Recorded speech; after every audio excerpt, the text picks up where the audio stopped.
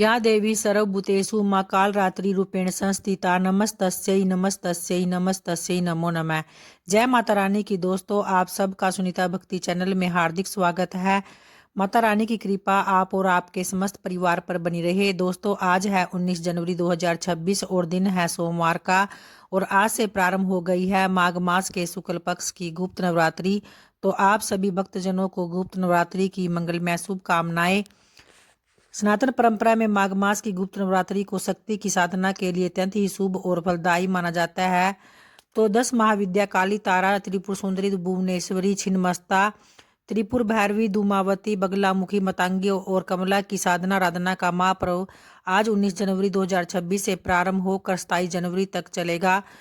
तो हिंदू मान्यता के अनुसार माघ मास की गुप्त नवरात्रि में देवी के दिव्य स्वरूपों की पूजा गुप्त रूप से करने पर व्यक्ति को विशेष फल की प्राप्ति होती है।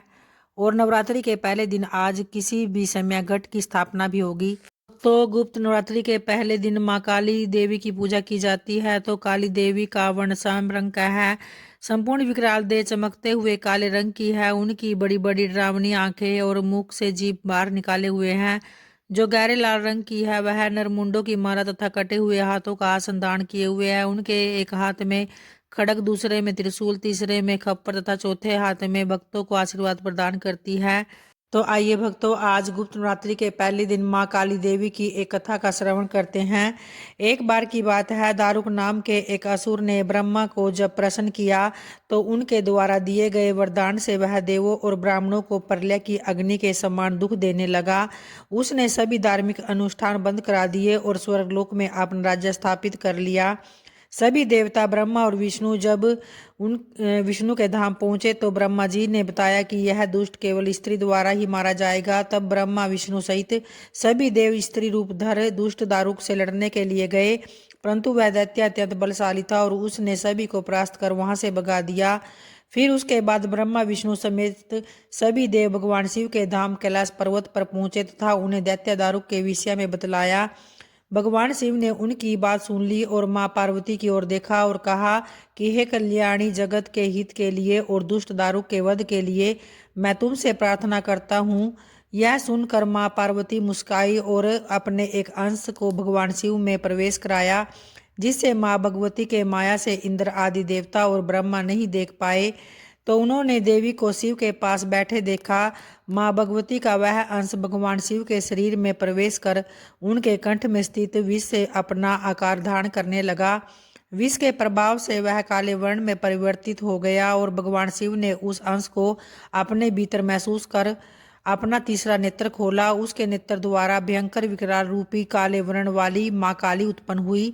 माँ काली के ललाट में तीसरा नेत्र और चंद्र रेखा थी, कंठ में कराल विष का चिन्ह था और हाथ में त्रिशूल व नाना प्रकार के आभूषण व वस्त्रों से सुशोभित थी। माँ काली के भयंकर व विशाल रूप को देखकर देवता व सिद्ध लोग भी भागने लगे और माँ काली के केवल अहंकार मात्र से दारुक समेत सभी असुर सेना जल कर भस्म हो गई। माँ के क्रोध की ज्वाला से संपूर्ण लोक भी जलने लगा और उनके क्रोध से संसार को जलते देख भगवान शिव ने एक बालक का रूप धारण कर लिया। फिर उसके बाद शिव शमशान में पहुंचे और वहां लेट कर रोने लगे। जब माँ काली ने शिव रूपी उस बालक को देखा तो वह उनके उस रूप से मोहित हो गई।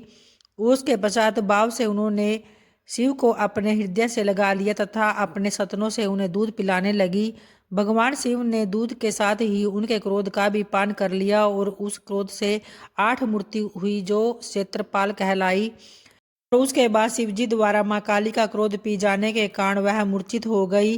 देवी को होश में लाने के लिए शिवजी ने शिव तांडव किया और होश में आने पर माँ काली ने जब शिव को नृत्य करते देखा तो वे भी नाचने लगी और जिसके कारण उन्हें योगिनी भी कहा गया। तो ये थी भक्तों गुप्त नवरात्रि के पहले दिन माँ काली देवी की पावन कथा, जो 10 महाविद्याओं की पहली देवी मानी गई है। तो उम्मीद करती हूँ आपको वीडियो और कथा जरूर पसंद आई होगी। अगर आई है तो वीडियो को लाइक करें। धन्यवाद।